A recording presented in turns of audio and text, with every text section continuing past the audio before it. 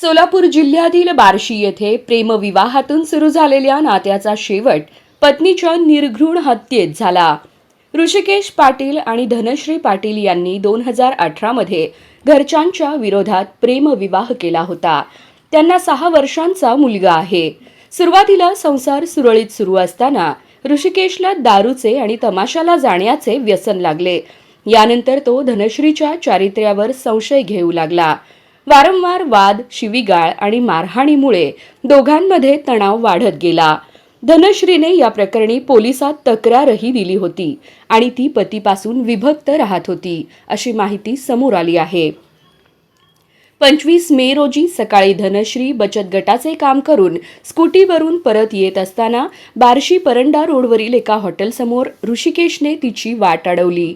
त्याने धारदार शस्त्राने सपासप वार करत भर रस्त्यात तिचा खून केला. मदतीला धावलेल्या नागरिकांनाही त्याने धमकावले.